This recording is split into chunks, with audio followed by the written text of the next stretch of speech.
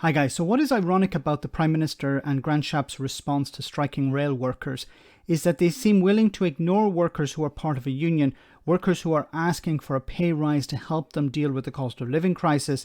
The government is happy to see them replaced with non-unionised agency staff who will have little or no rights. I say ironic as P&O Ferries was condemned by pretty much every Tory in the House of Commons, including Boris Johnson and Grant Shapps, when they did this. Here, Transport Secretary Grant Shapps basically tells the truth. Yes, we're planning to let companies replace unionised staff with agency staff. I don't think it's acceptable that people who've perhaps waited for 2 years to get a hospital appointment today may not be able to get to it. That kids who are doing their GCSEs and A-levels this week, 17 public exams they won't be able to get to in some cases. It's not acceptable to disrupt businesses that are just getting back on their feet. And so we are going to take steps to make sure that this type of thing is less damaging in the future for people. OK, but how are you going to do that, Minister? Specifically changes through secondary legislation and through primary legislation, which means passing laws in Parliament. OK, and what's the law going to say? Well, you mentioned about the agency or transferable workers. That's a law at the moment that, for example, if you have somebody who works at a terminal in a operations centre at Network Rail and is fully qualified to work at the next terminal, at the moment there isn't the flexibility for that person to be asked, actually, for this afternoon, can you man this terminal over here?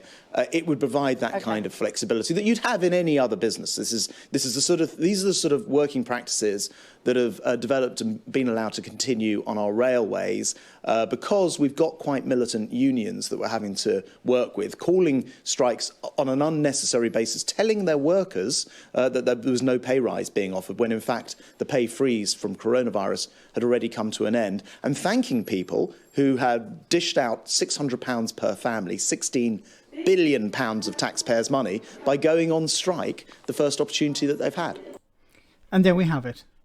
So, attack the workers, suggest that their reason for going on strike is unjustified, say that they're taking money from the taxpayer, and say the solution to all of this, them actually going on strike and causing disruption, the solution to that is to replace them with agency staff. There we have it. That's it. It's about taking away people's rights as workers, taking away protections, crushing the unions, and they'll use whatever means necessary. They have their friends in the media talking about how this is disrupting people's lives, and of course they pull out the example of, look, there's a train driver who's earning £40,000 a year. They have no reason to complain, when it's not about train drivers, it's about all staff. There are people who are working on just above minimum wage who can't afford to pay their bills, who can't afford to feed their families. There are workers who have very few rights, and those rights are going to be even further eroded if you're going to replace them with agency staff, or you're going to fire them and rehire them as through agencies. This is part and parcel of the Tory plan. In a sense, it's part and parcel of post-Brexit Britain. And what really upsets me also is how left-wing Brexiteers were cheering Brexiteers on during the referendum and after the referendum, talking about how, we get out of the European Union, we'll be able to take all these rights back, we'll be able to strengthen workers' protections. Well, that's not happening. The opposite is happening. You're going to see more and more strikes, and you're going to see a stronger pushback from both the Tory government and their friends in the media, suggesting, well, the solution to this is to stop the strikes. And how do you stop the strikes? Well, you crush the unions.